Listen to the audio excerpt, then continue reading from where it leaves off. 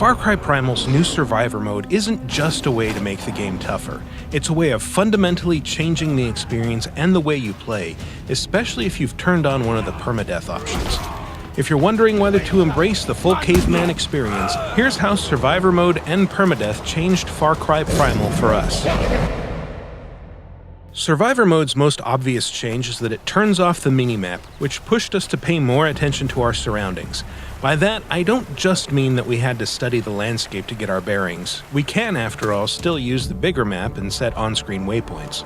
I mean that losing the minimap strips away an early warning system that shows you when enemies and predators are nearby. Keeping a sharp eye and an open ear is now key to avoiding or surprising threats, and stealth and scouting are more important than ever. If you're in the habit of charging at Udam hunting bands with a club or spear, you may find yourself overwhelmed by enemies you didn't know were there. On the other hand, Survivor mode's world is less populated during the day, so while you'll want to stay vigilant about wandering into an ambush or startling prey, it's not something you'll have to worry about as often. You may even find you can take a bonfire or two without a fight, so don't be afraid to explore and really get to know your surroundings. You'll also want to avoid exerting yourself unnecessarily. Every action now drains your stamina, and as your meter hits bottom, Takar becomes slower and weaker, and he'll start grunting and moaning until you can find a safe place to sleep. This isn't just an inconvenience though. The need to sleep gives Far Cry Primal a more concrete sense of time passing, and makes the land of Urus feel just a little more real. Fitting in a mission or capturing an outpost during a busy day of hunting and foraging now feels a little more meaningful, as each well-earned rest brings you a little closer to total control of Urus. Having to sleep doesn't mean you'll miss out on nighttime. Just sleep until nightfall and head out with full stamina.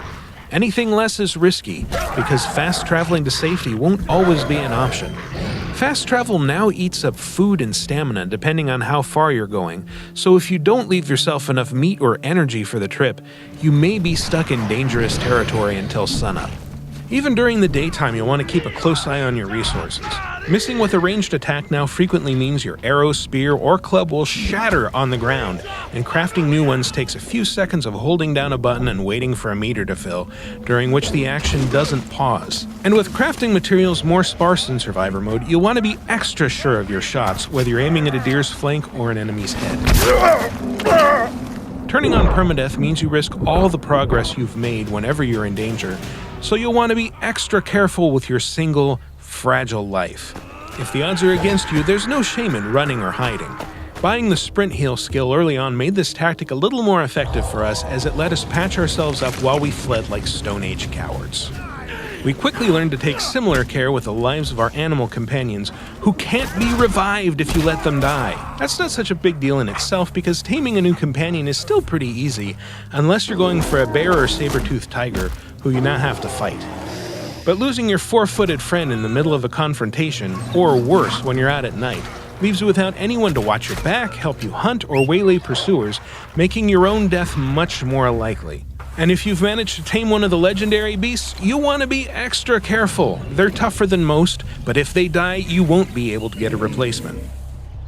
Now that the simple act of fighting a few Udam carries so much more danger, we also re-taught ourselves to use Far Cry's time-honored stealth tactics, which is to say we hid in a bush and threw rocks to lure enemies out of the open, one by one, for quick takedowns. It's not as much of a rush as impaling them with spears or cracking their heads with a club, but it keeps Takar alive, and the longer you can do that, the longer you'll be able to experience the unique risks and rewards of Far Cry Primal's Survivor mode. Survivor mode is available now as a free patch for Far Cry Primal on PlayStation 4, Xbox One, and PC. For more on Far Cry Primal and other Ubisoft games, keep your eye on Ubiblog.